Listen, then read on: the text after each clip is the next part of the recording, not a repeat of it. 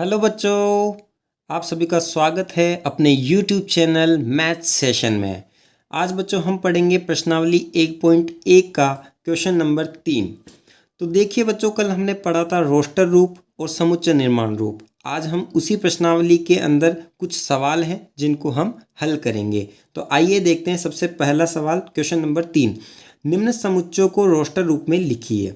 तो बच्चा देखो, a बराबर x इस प्रकार है कि एक पूर्णांक है। क्या है? एक पूर्णांक है। और -3 से कहाँ तक है? 7 तक। तो सर बताओ बताओ बच्चों, देखा कि x एक पूर्णांक है तो इसको कैसे लिखा जाएगा? x एक पूर्णांक है तो आप क्या लिखोगे? सर a लिखिए। सबसे पहले a तो लिखना ही पड़ेगा क्योंकि समुच्चय को किसी ना किसी से तो प्रदर्शित करना ही पड़ता है। मंझला कोष्ठक बनाओ। कहाँ से चालू होगा? ध्यान रखना 3 शामिल नहीं है। अगर इक्वल होता है यहाँ पर तो मैं क्या बोलता, 3 भी शामिल है, लेकिन यहाँ पर इक्वल नहीं है तो 3 से बड़ा लेना है। 3 से बड़ा लोगे तो सर -2 लिख दीजिए आप। सर उसके बाद आप -1 लिख दीजिए। सर उसके बाद आप 0 लिखिए। सर उसके बाद आप 1 लिखिए।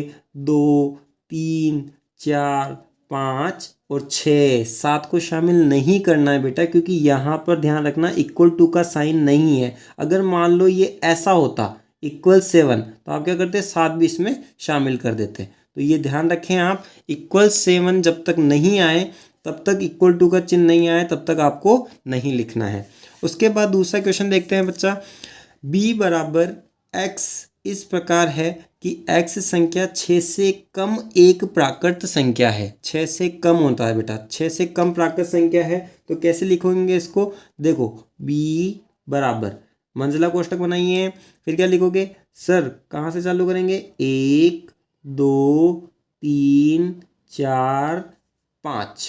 6 से कम बोला है, 6 नहीं बोला है, तो आप केवल 5 तक ही लिखेंगे इसको। तो b बराबर 1 2 3 4 5। ये आपका रोस्टर रूप है, क्योंकि इसमें अवयवों को कैसे लिखते हैं बच्चा? अलग अलग करके लिखा जाता है। चलिए अब क्वेश्चन नंबर सी देखते हैं। क्वेश्चन नंबर सी के क्या कह रहा है कि c बराबर x इस प्रकार है कि x 2 अंकों की ऐसी प्राकृत संख्या है जिसमें अंकों का योगफल कितना है? 8 है। कितना है? 8 है। तो बताओ बेटा, 2 अंकों की संख्या बनानी है। अब आपको बताइए, देखा कैसे बनाओगे? सबसे पहला लिखेंगे हम 17। देखिए 1 और 7, क्या ये 2 अंकों की संख्या है? 1 और 7 बिल्कुल है सर। 1 और 7 को आप जोड़िए तो कितना हो जाएगा? 8 हो रहा है। देखिए अब 26 मतलब 26, 2 और 6 दोनों को जोड़िए, 8 हो रहा है। बिल्कुल 8 हो रहा है। तो सर अंकों का योगफल 8 है। अब उसके बाद देखिए 35, बिल्कुल सर 3 और 5 को आप जोड़िए, 8 हो रहा है। तो अंकों का योगफल हो गया। सर 4 और 4 भी तो होगा। बिल्कुल बेटा जी, 4 और 4 भी होगा। 4 + 4 कितना होता है? 8 होता है। सर क्या 5 और 3 नहीं होगा क्या? बिल्कुल होगा बेटा, क्यों नहीं होगा? तो 53 भी होगा। इसी के अलावा हम देखते 62 भी होगा, 71 भी होगा और 80 भी होगा। तो ये 2 अंकों की संख्या है जिनके अंकों का योगफल कितना है? कितना है? 8 है। तो देखिए सभी अवयवों को हम अलग अलग रूप में लिख रहे हैं, अलग अलग करके लिख रहे हैं। तो ये क्या है? रोस्टर फॉर्म में है। अब हम देखते हैं बच्चा D, question number 4, question number 3 का ही क्वेश्चन नंबर 4 है वो। डी बराबर देखिए क्या बोल रहा है क्वेश्चन। एक्स इस प्रकार है कि x एक अभाज्य संख्या है जो 60 की भाजक होती है। क्या होती है? 60 की भाजक। अच्छा बेटा एक बात बताइए मुझे, जैसे मुझे 12 का गुणनखंड करना हो तो 12 के भाजक कौन कौन से हो जाएंगे?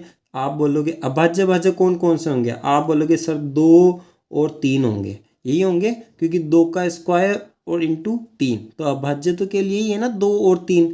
तो सेम इसी में भी यही करना है कि 60 के अभाज्य भाजक कौन कौन से हो जाएंगे? आप बोलोगे सर 60 को हम कैसे लिखेंगे? 2, ठीक है।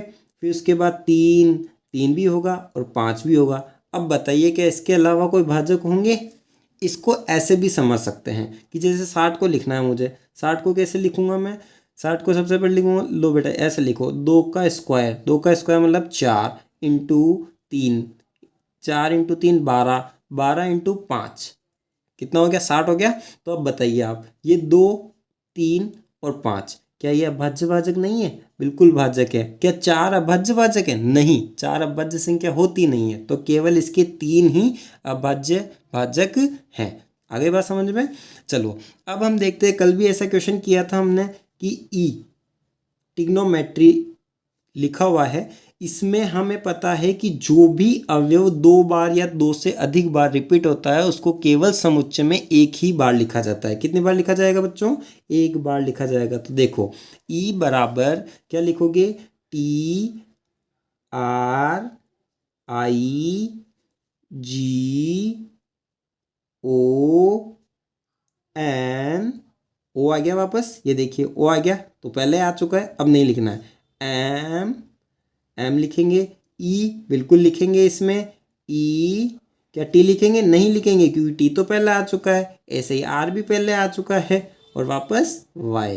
तो ये हो गया ट्रिग्नोमेट्री का सभी अक्षरों का समुच्चय हो गया। ध्यान रखें, जब भी कोई भी स्पेलिंग आती है तो उसमें जो भी एलिमेंट, जो भी अवयव रिपीट होते हैं बच्चों, वो नहीं लिखे जाते हैं, केवल उन्हें एक ही बार लिखा जाता है। अब देखिए जस्ट इसके जस्ट नीचे वाला क्वेश्चन, एफ बराबर क्या है? बेटर। क्या है? बेटर। तो सबसे पहले देखते हैं, बी कोमा लगा दो, ई कोमा लगा दो, टी कोमा लगा दो, ये टी वापस आ गया तो लिखना ही नहीं है, ई आ गया वापस, लिखना ही नहीं है, तो आर आ गए बच्चों समझ में? तो ये ध्यान रखना बेटा जी, जब भी कोई अवयव रिपीट होता है, बार बार बोल रहा हूँ, याद रखना, समुच्चय में केवल उसे एक ही बार लिखा जाता है। ठीक है, ओके। देखिए बच्चों क्वेश्चन नंबर 4, अब क्वेश्चन नंबर 4 की बात करते हैं। क्या कह रहा है क्वेश्चन नंबर 4? निम्नलिखित समुच्चय को समुच्चय निर्माण रूप में व्यक्त कीजिए। कल मैंने बताया था रोस्टर फॉर्म और समुच्चय निर्माण फॉर्म, तो आज हम देखेंगे समुच्चय निर्माण में वापस। एक बार इससे पहले वाला क्वेश्चन हमने रोस्टर फॉर्म में निकाल लिया था, अब हम समुच्चय निर्माण रूप में लिखेंगे। ध्यान रखना बच्चों, जब भी समुच्चय निर्माण पूछेगा तो वो रोस्टर रूप देगा, और जब भी वो रोस्टर रूप पूछेगा तो वो समुच्चय निर्माण देगा, तो ये एक दूसरे के अपोजिट होते हैं। तो आप किसी भी फॉर्म में समुच्चय को लिख सकते हैं। अब देखते हैं हम समुच्चय निर्माण रूप में।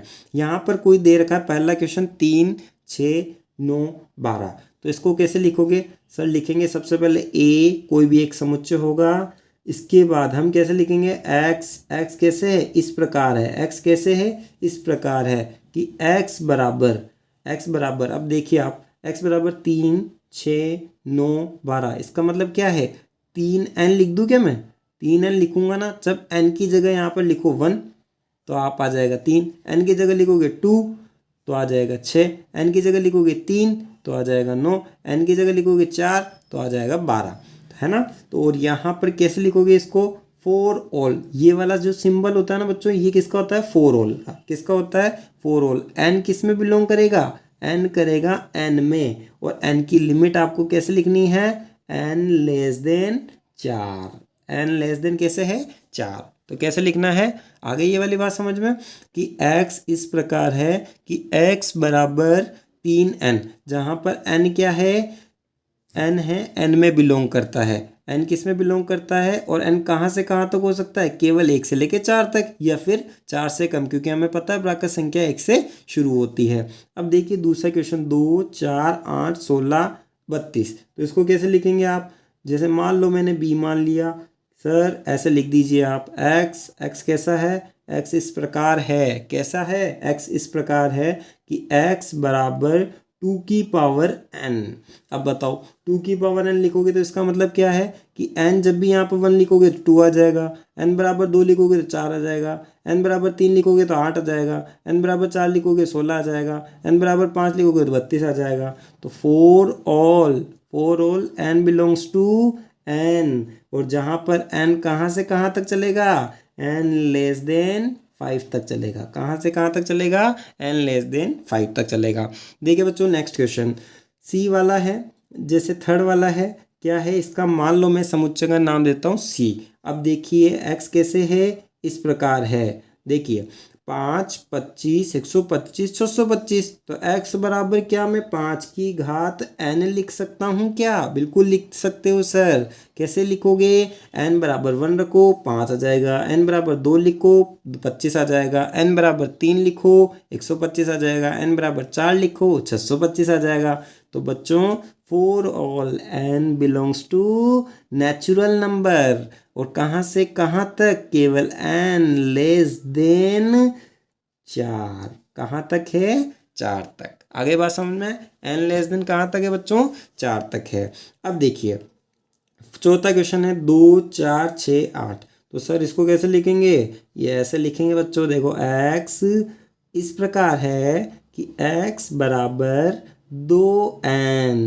कहाँ तक है? 2n for all n belongs to n, केवल n तक। इसमें लिमिट नहीं लगाएंगे क्योंकि हमें पता है 6, 8, 10, 12, 16 ये ऐसे लगातार चलते जा रहे हैं। तो n का मान 1 रखते जाओ, 2 मिल जाएगा, 2 रखो 4 मिल जाएगा, 3 रखो 6 मिल जाएगा।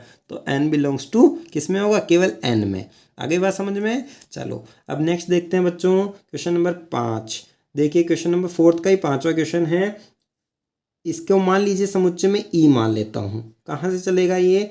x किस प्रकार है? x इस प्रकार है। कैसे है? x किस प्रकार है? x इस प्रकार है। x बराबर, अब देखिए बच्चों ये 4, 9, 16, 25, 36, यहाँ कहाँ तक जा रहा है? 100 तक। तो क्या मैं इसको n का स्क्वायर लिख सकता हूँ क्या? n का स्क्वायर लिख सकते हो सर। कैसे लिख दिया? तो बेटा ऐसे लिख दिया। अगर मान लीजिए मैंने n की जगह यहाँ पर 1 लिख दिया तो 1 का स्क्वायर 1 होता है। यहाँ पर n की जगह 2 लिख दिया तो 2 का स्क्वायर 4 होता है। n की जगह अगर 3 लिख दिया तो 3 का स्क्वायर होता है। ऐसे 4 लिखूंगा तो 4 का स्क्वायर 16 होता है। ऐसे 10 लिखूंगा 10 का स्क्वायर 100 होता है। तो अब देखिए n यहाँ पर फॉर ऑल कहाँ से कहाँ तक होगा? n बिलोंग्स टू n होगा, लेकिन n की लिमिट भी तो होगी ना? बिल्कुल होगी सर। कहाँ तक होगी सर? 10 तक होगी, केवल 10 तक होगी। आगे बात समझ में बच्चों? तो बच्चों ये होता है समुच्चय निर्माण रूप। बहुत ही ज़्यादा इंपॉर्टेंट क्वेश्चन है। आज केवल 2 ही क्वेश्चन करेंगे, बाकी की क्लास बाकी के क्वेश्चंस नेक्स्ट वीडियो में। अगर आपको वीडियो पसंद आया हो तो लाइक, शेयर और सब्सक्राइबर ज़रूर करें।